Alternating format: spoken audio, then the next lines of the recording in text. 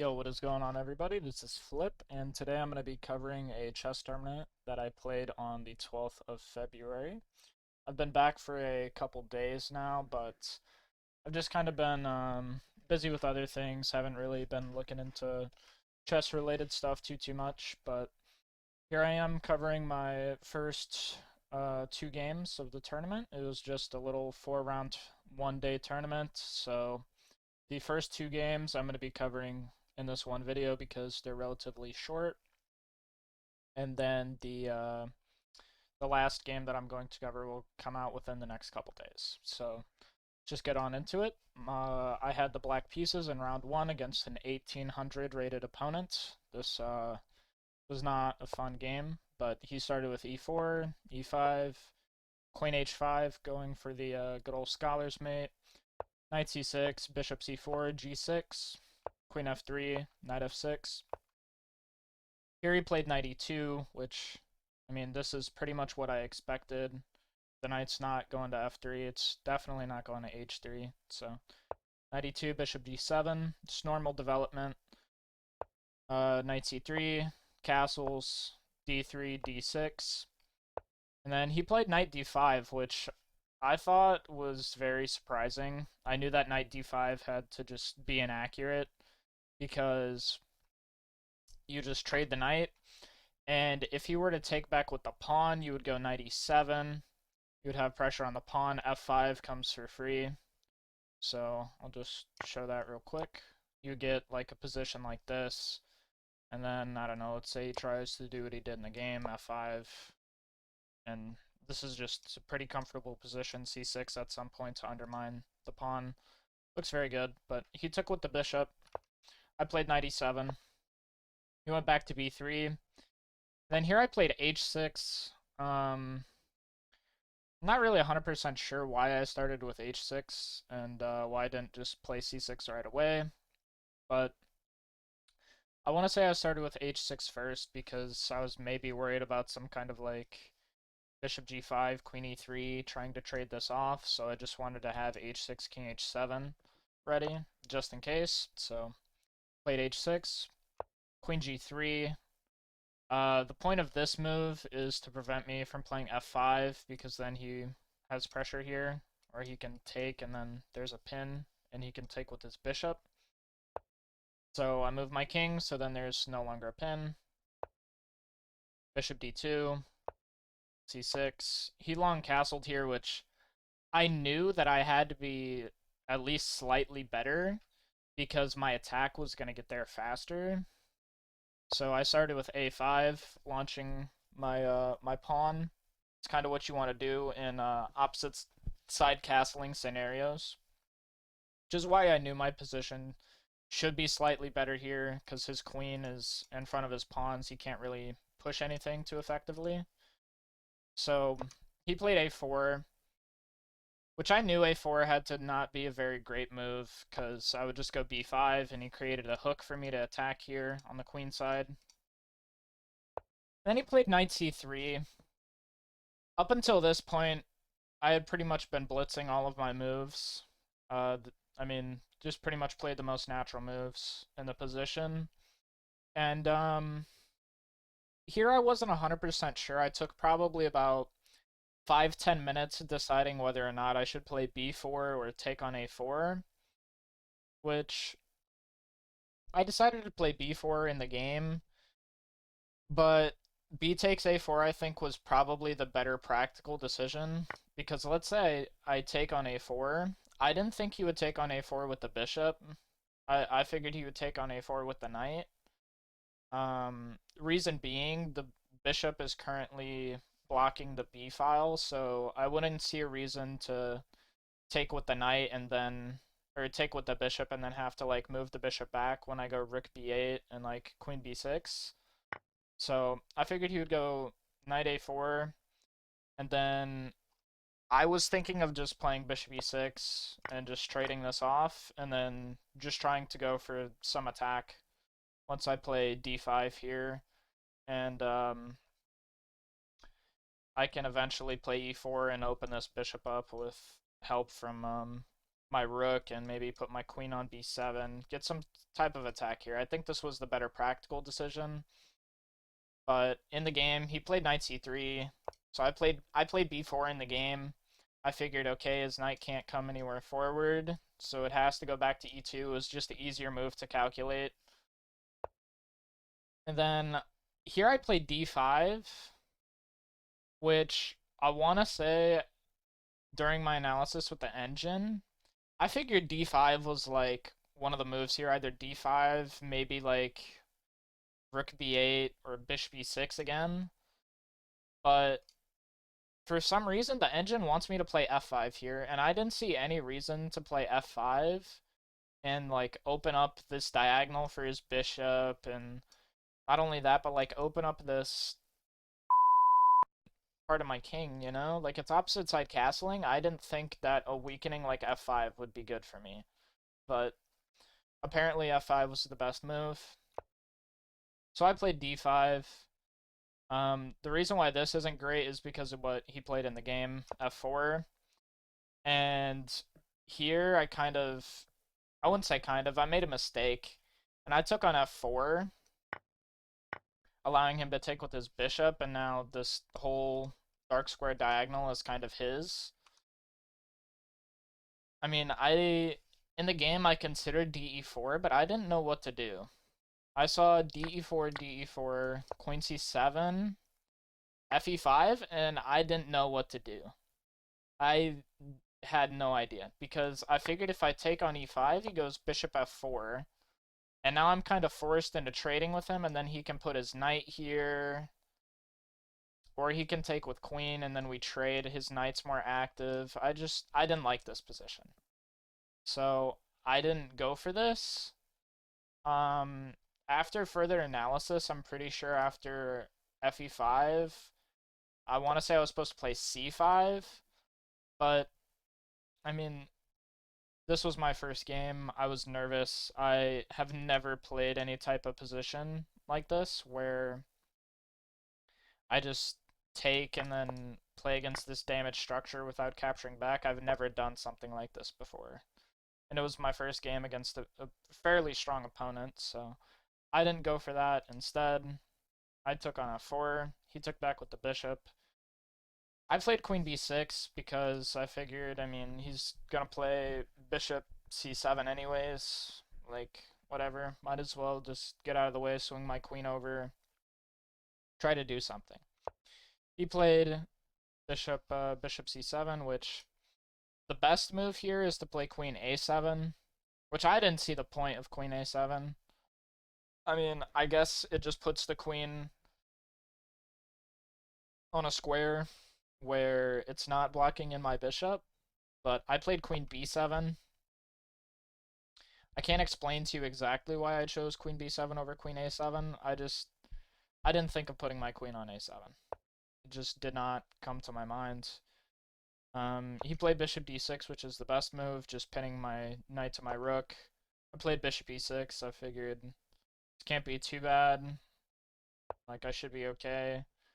And then here I thought in my analysis that I should bring either this rook to d8, or I was even considering in the game, like, can I sack this exchange and just try to go for it? But I ended up playing rook f d8.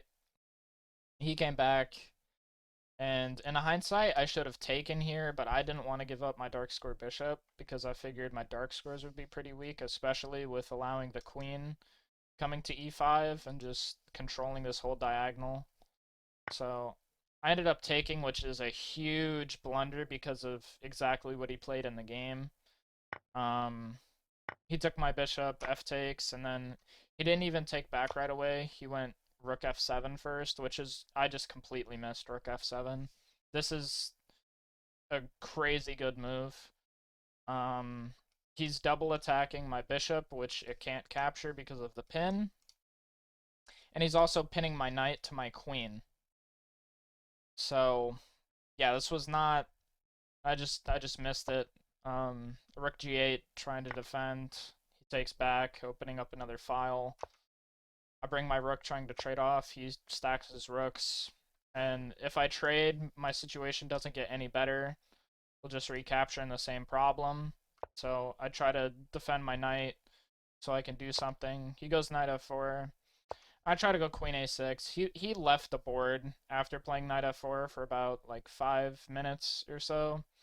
I played queen a6, and I was just praying that he would just miss this and I would just be able to take his rook, but obviously he didn't. He flexed on me. He just played like rook f2. I just went g5. Even though I saw knight h5, I just played g5, and after knight h5 I resigned because there's no way for me to protect this. After the game, we did like a little bit of analysis, not much of like the actual opening middle game. He the guy was okay, like he was a quiet guy or whatever, but he just kept like going like trying to analyze the win here. Like I saw this move, I saw knight f5 like attacking this and defending this, but like it just loses a piece. So like I didn't see any point in even trying to find something salvaging here because I knew I was losing. There's just no way in hell knight f5 works. So, and there's nothing for me here. So I resigned, and that was game one. Again, 1800 rated opponent, not much I could do. I just had to make the better practical decision and go into a position that would have a lot easier play. So this was game two. I had the white pieces, and I started with d4. Normally I'm an e4 guy, but I figured this guy was higher rated.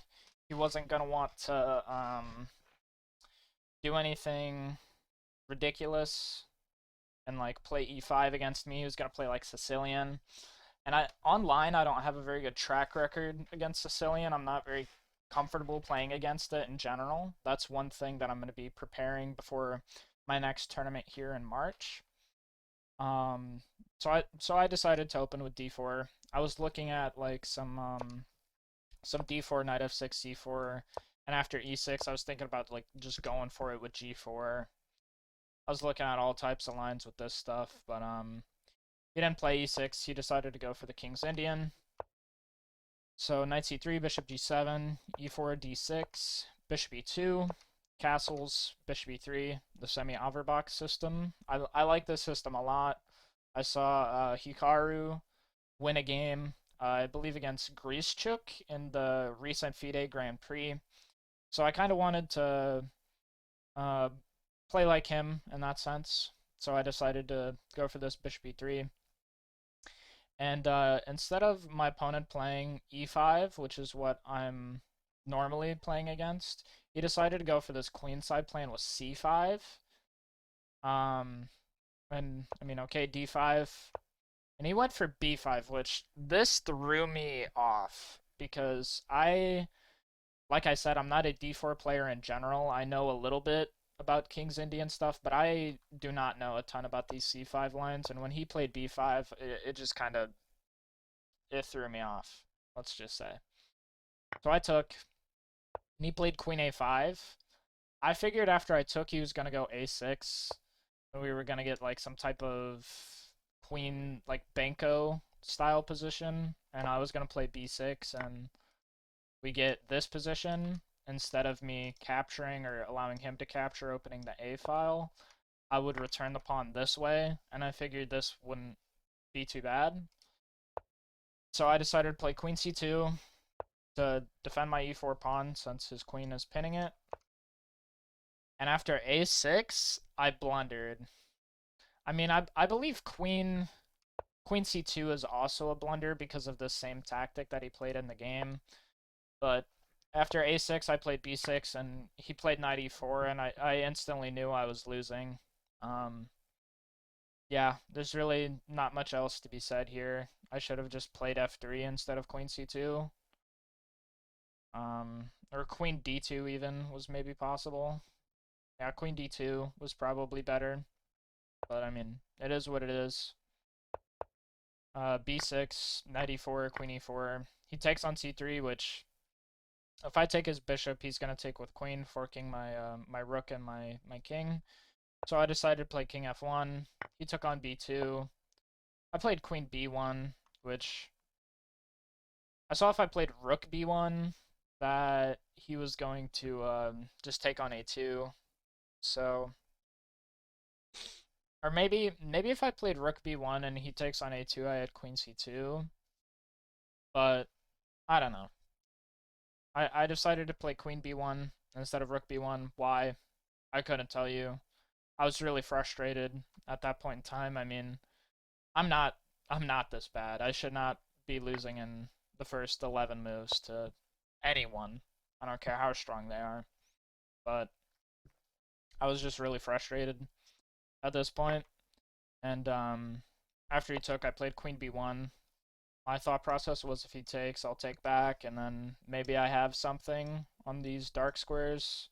But I mean, even then, he could just probably play f6, and it's still winning for him. So after queen c3, I just play knight f3.